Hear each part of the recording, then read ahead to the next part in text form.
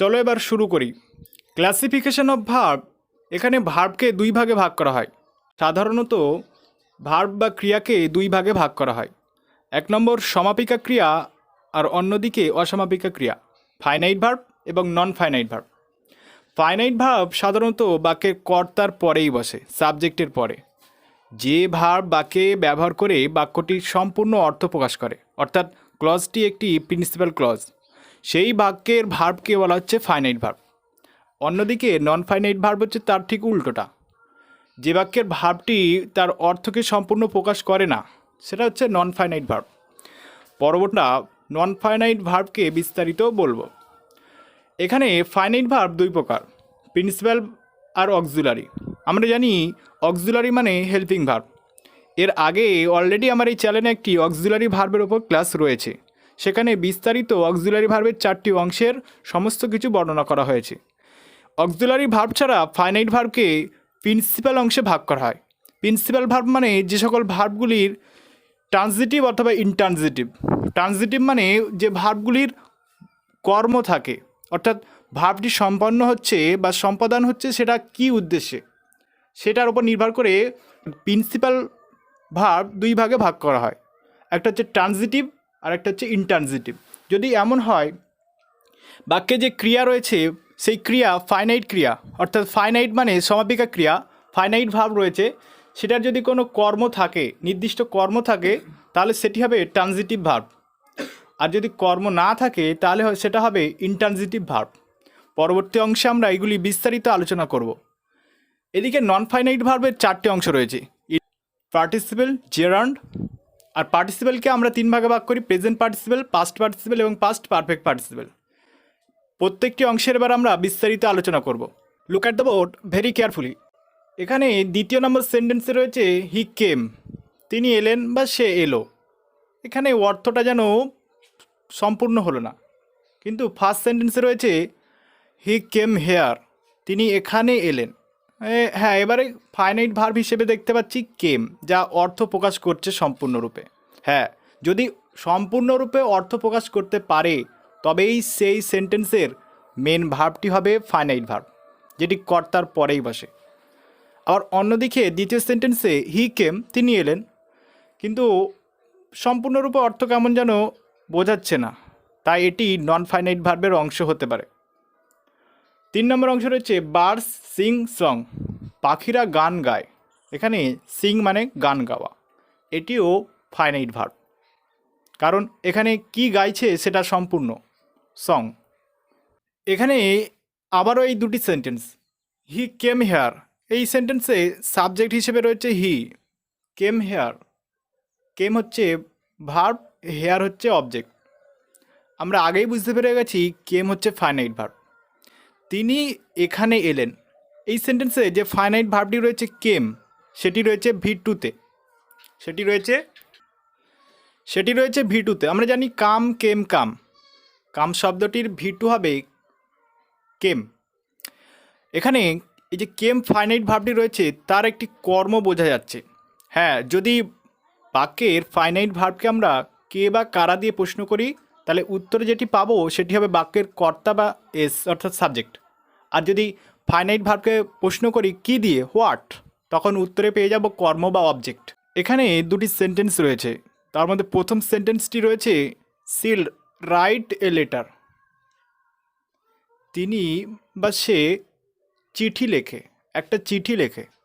এই সেন্টেন্সে আমরা বুঝতেই পারছি রাইটটা হয়েছে ফাইনাইট ভার্ব। রাইট এই ভার্বটি ফাইনাইট ভার্ব, কর্তার পরেই বসেছে এবং সে তার অর্থকে সম্পূর্ণ করছে। কিভাবে না, তিনি একটা চিঠি লেখেন, তার অর্থ, এই বাক্যের অর্থ সম্পূর্ণ হয়েছে। অন্যদিকে দ্বিতীয় সেন্টেন্স রয়েছে সি রাইট, তিনি লেখেন। এখন এখানে দেখতে পাচ্ছি যেন কিছু একটা বাকি রয়ে যাচ্ছে। তিনি লেখেন, কি লেখেন, বা কিছু একটা তো বলা দরকার। তাই এই সেকেন্ড যে সেন্টেন্সটা রয়েছে তার যে ভার্বটা, যেটি নন ফাইনাইট ভার্ব হতে পারে, সেটি ইনট্রানজিটিভ ভার্বও হবে। কেননা এই যে ভার্বটি, এটির কোনো কর্ম নেই। হ্যাঁ, যদি বাক্যের ভার্বটিকে আমরা প্রশ্ন করি কি দিয়ে, তাহলে উত্তরে পাবো কর্ম। কিন্তু এখানে যদি রাইটকে প্রশ্ন করি কি লেখেন, কোনো উত্তর নেই। কিন্তু প্রথম সেন্টেন্সে কি লেখেন? এ লেটার, একটা চিঠি। তাহলে দ্বিতীয় সেন্টেন্সের যে ভার্বটি রয়েছে সেটি হচ্ছে ইনট্রানজিটিভ ভার্ব, আর প্রথম সেন্টেন্সে যে ভার্বটি রয়েছে সেটি হচ্ছে ট্রানজিটিভ ভার্ব, অর্থাৎ সকর্মক ক্রিয়া। সকর্মক ক্রিয়া। আর সেকেন্ড সেন্টেন্সের অকর্মক ক্রিয়া। এবারে অক্সিলারি ভার্ব রয়েছে। অক্সিলারি ভার্ব মানে হেল্পিং ভার্ব। বাক্যের মেন ভার্বের পরিপূরক হিসাবে অক্সিলারি ভার্ব ব্যবহার করা হয়। এই অক্সিলারি ভার্বের ওপরে অলরেডি আমার এই চ্যানেলে একটি ক্লাস করানো হয়ে গেছে। যে সমস্ত ছাত্রছাত্রীরা সেই ক্লাসটি মিস করেছো তারা ওই ক্লাসটি দেখে নেবে। আর যারা দেখেছো তাদেরকে ধন্যবাদ। তাদেরকে স্মরণার্থে আরও একবার বলে দিচ্ছি, এখানে রয়েছে অক্সিলারি ভার্ব 4 প্রকার: be verb, do verb, have verb আর মডাল ভার্ব। আর যদি অন্য দিক দিয়ে ভাগ করে থাকি প্রাইমারি আর মডাল, সেখান থেকে প্রাইমারির অংশে রয়ে যাবে B verb, do verb, have verb. আমরা এই 4টে ভাগে ভাগ করে দিচ্ছি। এখানে বি ভার্ব হিসেবে রয়েছে am, is, are, was, were. Be verb মানে হওয়া ক্রিয়া।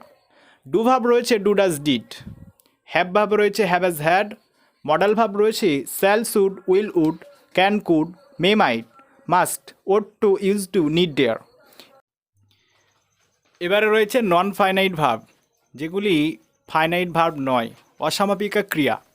আমরা একটু আগেই বলেছিলাম অসমাপিকা ক্রিয়া। এই অসমাপিকা ক্রিয়া 4 প্রকার বলেইছিলাম: ইনফিনিটিভ, জেরান্ড, পার্টিসিপল। আমরা জানি 2+V1 তাকে ইনফিনিটিভ বলে। যে কোনো জিনিস যদি একটা মুহূর্তের মধ্যে বোঝায় তাকে ইনফিনিটিভ বলে। 2+V1কে ইনফিনিটিভ বলে, এটি একটি মুহূর্তকে নির্দেশ করে। আর রয়েছে জেরান্ড। জেরান্ড মানে হচ্ছে V1 প্লাস আইএনজি সমান জেরান্ড। যদি V1 এর সাথে আইএনজি যুক্ত করা হয়, যেটি ফাইনাইট ভার্ব নয়, সেটি হচ্ছে জেরান্ড, যেটি নাউনের মতো কাজ করে। আবার অনেক সময় জেরান্ড ভার্বাল নাউনের মতো কাজ করতে পারে। কিভাবে না, যদি এমন হয় V1 যুক্ত আইএনজি অফ প্লাস নাউন, অর্থাৎ noun of noun, verbal noun হয়ে যাবে। এবার 3 নম্বর অংশ রয়েছে পার্টিসিপেল। পার্টিসিপেল 3 প্রকার: present participle, past participle, past perfect participle. Already আমরা যখন ভার্বের V1, V2, V3 করি তখন আমরা জানি পার্টিসিপেল কী জিনিস। আমরা বলি V1 মানে প্রেজেন্ট ফর্ম, V2 মানে পাস্ট ফর্ম, আর V3 মানে পাস্ট পারফেক্ট ফর্ম। এখানে পার্টিসিপেলও 3 প্রকার: present, past, past perfect. Present participle মানে যেটা প্রেজেন্ট টেন্সে ব্যবহার করা হবে, ভার্ব প্লাস আইএনজি, যেটি ভার্বকেও নির্দেশ করতে পারে অর্থাৎ নন ফাইনাইট ভার্ব, অথবা অ্যাডজেক্টিভকেও নির্দেশ করতে পারে। নাউন বা প্রোনাউনের দোষ, গুণ, অবস্থা, সংখ্যা, পরিমাণ, বর্ণ ইত্যাদিকে অ্যাডজেক্টিভ বলে। আর দ্বিতীয় রয়েছে পাস্ট ফর্ম, V3। যদি ভার্বটি এমন হয় নন ফাইনাইট ভার্ব V3, তখন সেটি অ্যাডজেক্টিভকেই নির্দেশ করবে, সেটা হচ্ছে পাস্ট পার্টিসিপেল। আর পাস্ট পারফেক্ট পার্টিসিপেল হচ্ছে বিইং অথবা হ্যাভিং যুক্ত V3।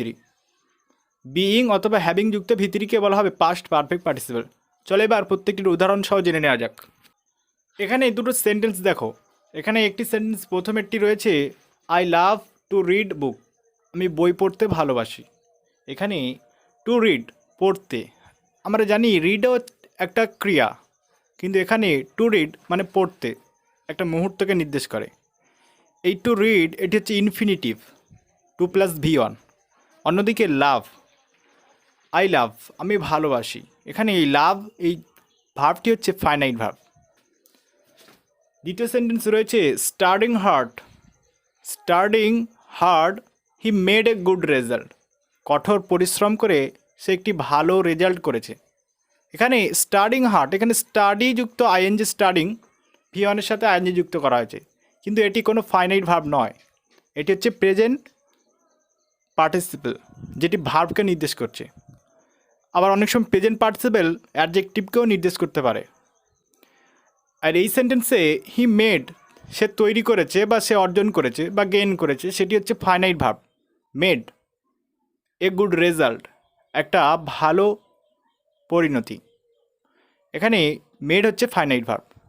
এই সেন্টেন্সটার দিকে লক্ষ্য করো, picked up the rotten apple, পচা আপেলগুলোকে তুলে নাও। এই সেন্টেন্সে দেখো পিকড আপ, এটিও কিন্তু একটা ফাইনাইট ভার্ব। পিকড আপ এটিও একটি ভার্ব। অন্যদিকে রোটেন এটিও V3। তাহলে দুটি ভার্ব রয়েছে, কিন্তু দ্বিতীয় যে ভার্বটা রোটেন, এই রোটেন শব্দটি হচ্ছে ভিতরি, এটি কিন্তু ফাইনাইট ভার্ব নয়, এটি হচ্ছে পাস্ট পার্টিসিপল।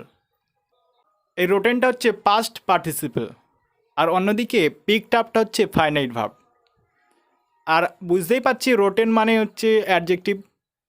অ্যাপেলটার অবস্থাটা কি এখন? পচা, তাহলে অ্যাডজেক্টিভ হচ্ছে। তাহলে আগের ভিডিও দেখলাম যে পার্টিসিপল হতে পারে ভার্ব আকারে, হতে পারে অ্যাডজেক্টিভ আকারে। লাস্টের সেন্টেন্সটা দেখে নাও, the teacher having entered into the classroom. এখানে শিক্ষক মহাশয় শ্রেণীকক্ষে প্রবেশ করতেই, এখানে হ্যাভিংটা হচ্ছে পাস্ট পার্টিসিপল, এন্টারটা হচ্ছে ফাইনাইট ভার্ব। এখানে the teacher having entered into the classroom, the student stood up, এই দুটি ক্লজে এখানে দেখো দ্য স্টুডেন্ট স্টুড আপ এই সেকেন্ড ক্লজ, এই সাবঅর্ডিনেট ক্লজটিতে রয়েছে এখানে হ্যাভিং এন্টার, এটা হচ্ছে পাস্ট পারফেক্ট পার্টিসিপল।